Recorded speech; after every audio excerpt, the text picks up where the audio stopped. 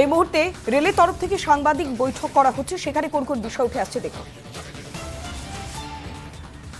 From there and he's leading from the front.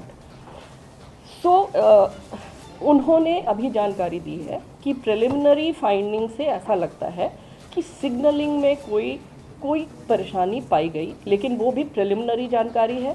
हमारे जो commissioner of railway safety हैं उनकी जांच चल रही है, इसलिए उनकी जांच कंप्लीट हुए बिना हम लोग कुछ भी नहीं शेयर कर सकते हैं अभी डिटेल में, क्योंकि जो भी हम कहेंगे अगर वो गलत हो गया तो फिर वो ठीक नहीं होगा।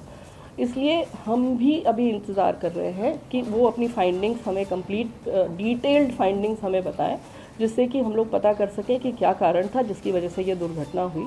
दुर्घटना सिर्फ कोरोमंडल एक्सप्रेस की हुई है, ये भी एक चीज़ है जो कि सबको समझने की आवश्यकता है कि यहाँ पे 3 इंजन भिड़ गए और बहुत सी मल्टीपल ट्रेन्स जो है वो आपस में टकरा गई, कैसे सब एक ही रास्ते में थीं। ये इस तरह की गलत इन्फॉर्मेशन या गलत समझ फ्लोट अराउंड कर रही है, तो उसको क्लैरिफाई करने के लिए मैं दोबारा ये बताना चाहती हूँ कि सिर्फ एक ट्रेन क्षतिग्रस्त हुई, एक ट्रेन का एक्सीडेंट हुआ जो कि कोरोमंडल थी।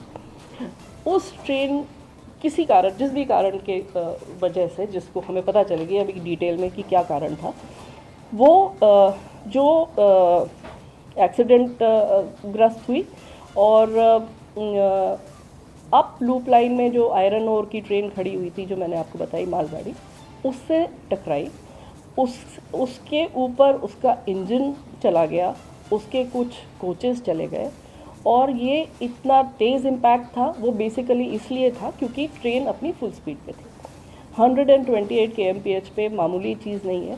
और दूसरी इशू ये था कि वो एक आयरन ओर की ट्रेन थी जो कि बहुत ही भारी ट्रेन होती है, तो वो सारा इम्पैक्ट जो है, कोलिजन का इम्पैक्ट, अगर आप लोग किसी भी टेक्निकल कोलिजन एक्सपर्ट से भी पूछेंगे, कोलिजन का इम्पैक्ट उसने कम्प्लीटली रिजेक्ट कर दिया क्योंकि वो आयरन ओर भरी हुई ट्रेन थी। एंड द एंटायर पूरा का पूरा इम्पैक्ट जो है वो सारा का सारा ट्रेन के ऊपर आ गया। कोचिंग ट्रेन थी ये।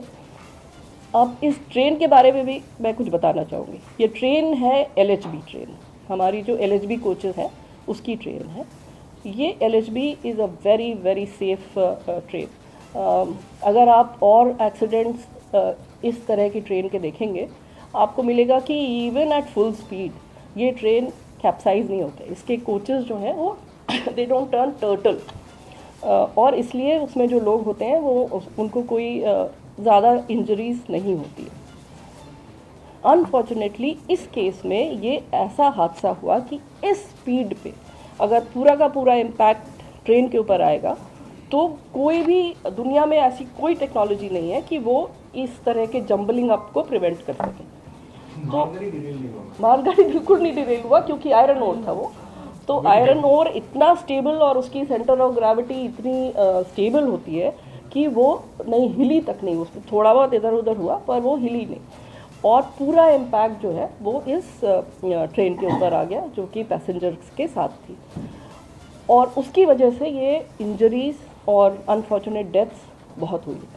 तो ये है बैकग्राउंड इसका। इसके साथ चूँकि इसके डिब्बे बिखर गए इम्पैक्ट के वजह से, कोलिजन की वजह से सारा इधर उधर बिखरे, तो उसमें से कुछ डिब्बे जो हैं वो अगर आप देखेंगे तो ये जो डाउन लाइन मेन लाइन है इसकी तरफ आ गए, और ये डाउन मेन लाइन पे यशवंतपुर एक्सप्रेस निकल रही थी, वो भी 126 की स्पीड पे जा रही थी। वो करीब करीब क्रॉस कर गई थी।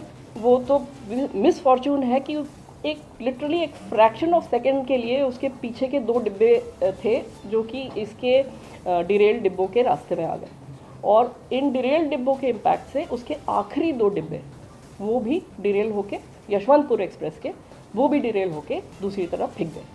तो ये सारा इतनी स्पीड में और इतने मोमेंटम में था कि उसकी वजह से वो 2 डिब्बे भी क्षतिग्रस्त हुए और उसमें भी कुछ लोगों को बहुत इंजरीज हुई, कुछ डेथ्स भी हुई।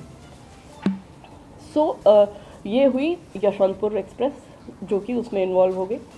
उसके अलावा जो एक और मालगाड़ी दूसरी तरफ जो खड़ी हुई थी, जो हम जिसको डाउन लूप में दिखा रहे हैं ये आपको, स्टेशनरी गुड्स ट्रेन, ये इस पे भी थोड़ा सा वो डिब्बों का इम्पैक्ट हुआ पर कोई खास उसमें क्षति नहीं हुई। ये पूरे एक्सीडेंट का बैकग्राउंड है।